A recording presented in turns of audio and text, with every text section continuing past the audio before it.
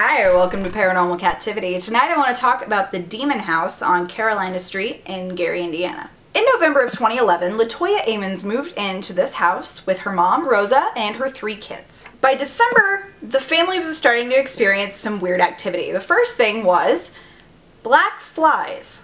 And these black flies were big and swarming in the enclosed porch of the home. Now, enclosed porch is traditionally cold in the winter, especially in Indiana. I live here, I know.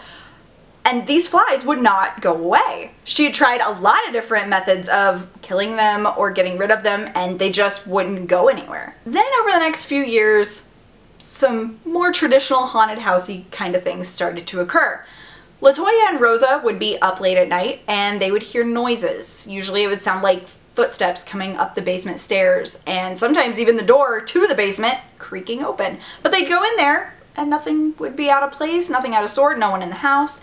They even went as far as to lock the door, and then the sounds continued, including the weird door opening sound. One night, Rosa woke up seeing a shadow figure in their living room. So she ran out of her bedroom to the living room to find out who the heck's in their house. No one's there, but there were wet, big footprints all across the floor. On March 10th, 2012, Rosa woke up in the middle of the night to hearing her daughter, LaToya, screaming for her at like 2 a.m.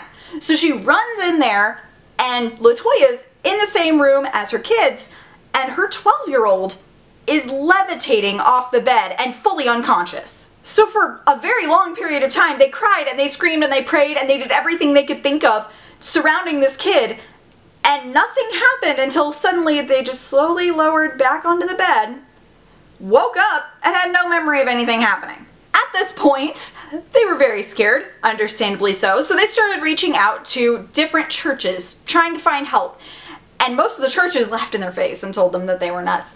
They did find one church that believed them, and they gave them some advice on how to cleanse themselves and the home, which they took. They also reached out to 2 clairvoyants who visited the home, and those clairvoyants felt that 200 or more demons resided in that home. These clairvoyants also gave them some additional tips. They recommended that they set up an altar in their basement with various Christian symbology.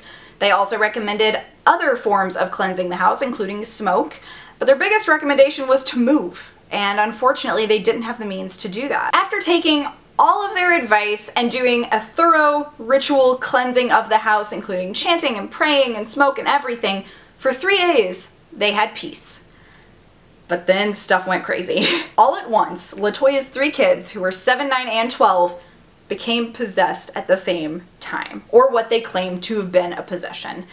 That's what all the signs seem to point to. According to LaToya and Rosa, they started having deep voices coming through their smiling faces, and they were staring at them with these huge bulging eyes and just saying things that were completely out of their character. LaToya also felt like she started to feel warm and weak and tingly, and like she was starting to shake, and that she was losing control of her body as well. The kids had been talked to, and they ended up having other experiences that they claimed to have had as well. The 7-year-old actually was seen being thrown out of the bathroom door as if somebody had picked him up and launched him into his sister, giving her injuries so bad that she required stitches. The kid had also been seen sitting in the closet talking to another boy that no one else could see, and supposedly the other boy was describing to him what it felt like to be killed.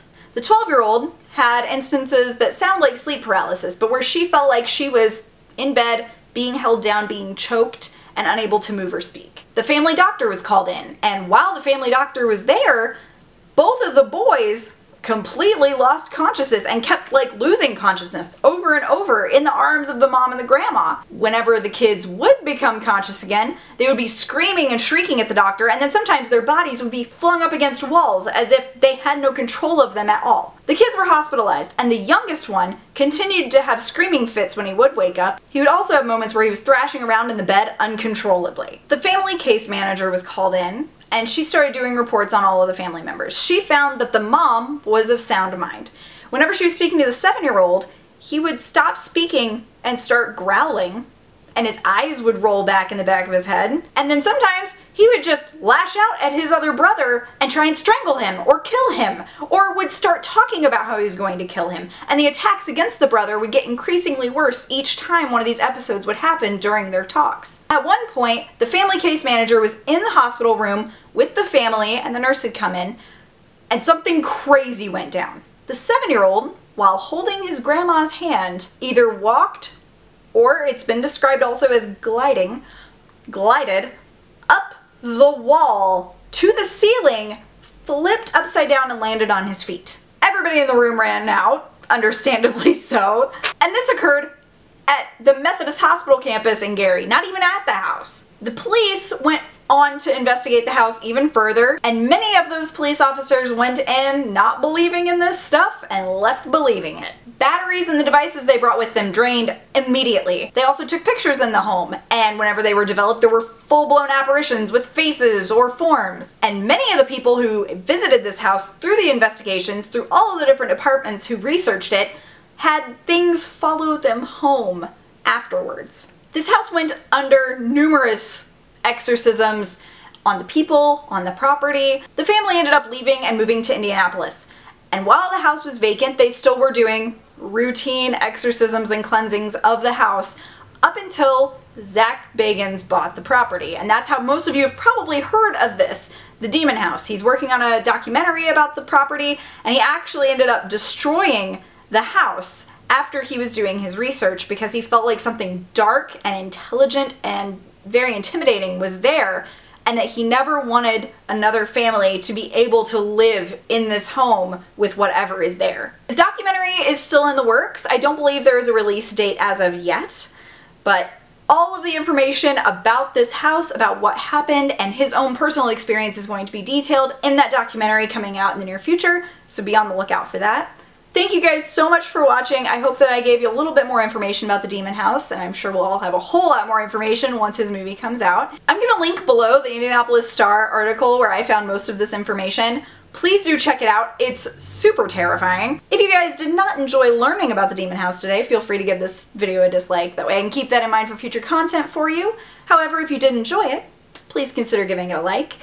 I do read every single comment you guys leave me, so please try and leave me a comment. Let me know your thoughts on this house and if you've heard of it before and if you believe in demons. I'm very curious to find out how many of you are believers. If you haven't subscribed yet, please do, and turn on notifications. That way you get notified every time I upload a video. I do make at least 3 a week. I'm Kat Davis, this is Paranormal Captivity, and have a strange day. Bye!